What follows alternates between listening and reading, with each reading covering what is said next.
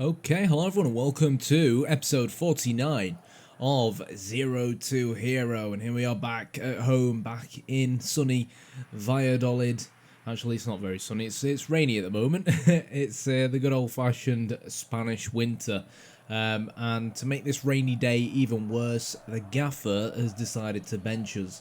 And straight from kickoff, we give the ball straight away to the opposition team, Real Sociedad, I believe it is. And Jose Willian struck just over the bar. 4 minutes in, they get a chance to whip the ball in from the wide area.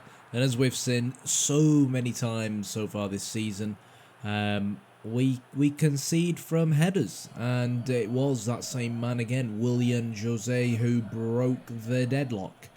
It was good strength from him in the box to hold back Karim, our centre-back in this case, and it didn't take too long for him to almost recreate the exact same goal, just at a slightly different angle with a slightly different goal scorer in Rodriguez. Nice cutback though, to be fair, from the wide man for Real Sociedad.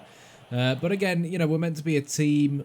Granted, you know, the ideal aim for us is just to survive in the division. Given our fantastic start to the season, we're meant to be really trying to gun for a top 6 spot. So these types of home matches against these types of teams are the types of games we really should be trying to take advantage of and win. Plaza came really close before Zyro, my direct replacement, played a through ball towards La Liga's top goal scorer. And, you know, sometimes you just have to own up and admit that that was a rocket of a finish from Enes Unal. Did very well to position himself between the two centre-backs. Credit where it's due to my direct replacement for spotting the pass in the first place. And it was, like I said, a rocket of a shot from the big man up front. So it gave us a lifeline, you know, it gave us a lifeline, something to hold on to, something to be happy about, especially at home. You never know, the comeback very well could have been on the cards and may be on the cards because I got substituted on. So it was a case of waiting to see whether or not I could make a difference. Nice 1-2 between me and the right back, and of course I know what to do as soon as I pick up the ball in that kind of position, and Enes Unal knew he had to come straight to me to thank me as part of his celebration. So both myself and the La Liga top goal scorer link up yet again. It was quite a simple cross for me. Just had to float it towards the back post because I knew he would be there. But it was probably poor defensively from Real Sociedad's perspective because no one really tried to get close to me. It was a simple 1-2 around the right back. But anyways, 10 minutes to go. Nice passage of play. Nice 1-2s played by myself. Ball floated into the box, this time by the right back, who helped me, you know, with that 1-2 for the second goal. And then Enes Unal not only secured his hat-trick, but after being 2-0 down, we were 3-2 up with only 10 minutes to go. So, you know, I'd like to think that I came off the bench and made an impact, and hopefully the manager will feel that as well. Anyhow, 3-2, things looked good.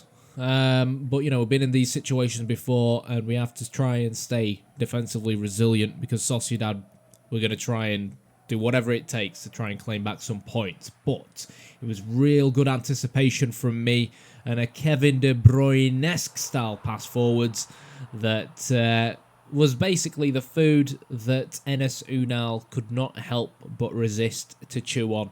It was a second assist from me to him for this game.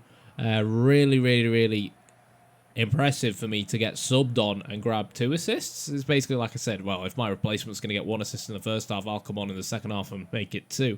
And yeah, it was fantastic to see Enes Unal not just get a hat-trick, but make it a super hat-trick as well by making it 4-2.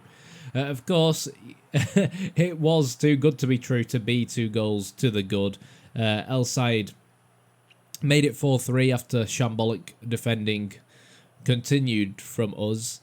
I remember at the start of the season saying that we seemed quite defensively resilient, but our strength was our attack, and I was kind of hoping that our defense, would improve as the season went on, but that doesn't really look like that's happening.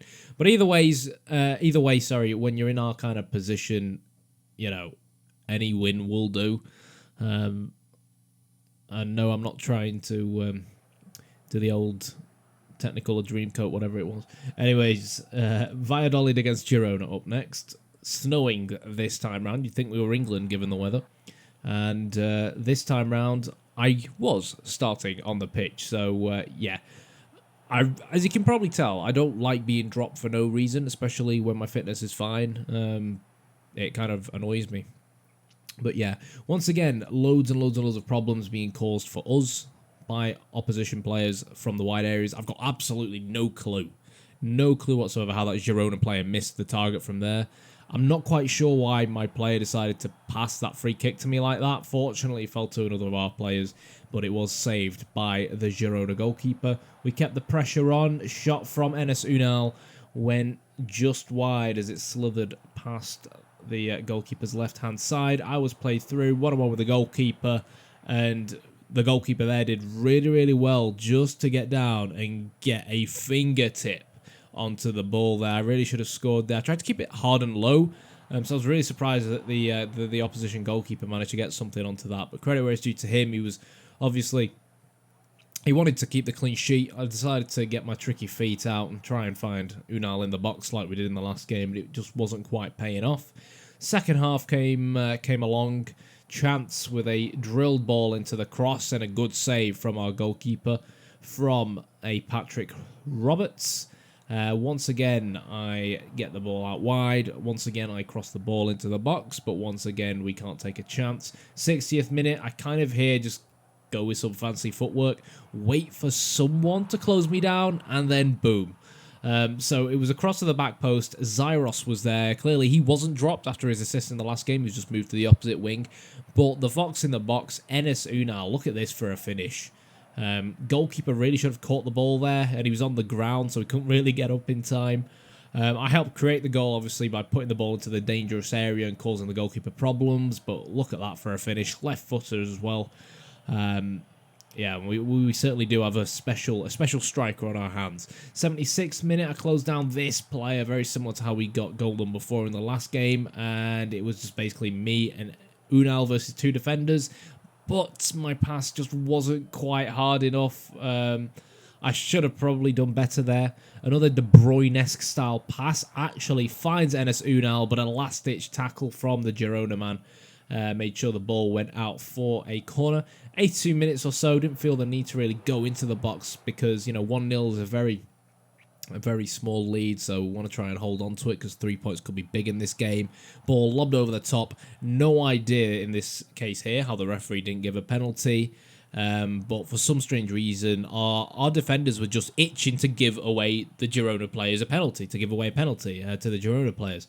And it happened in the end, unfortunately. You know, you see me having a moan to the referee, but ultimately I saw the challenge. There it is again. It's a stonewall penalty, and really it was kind of a challenge that the lad didn't have to do. And, yeah, you know, you don't save many penalties like that. And it was a shame, really, because Girona didn't really do anything all match.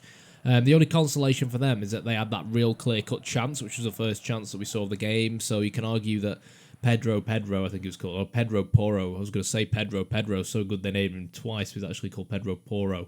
I'm not sure why he got man of the match, given he just scored a bloody penalty.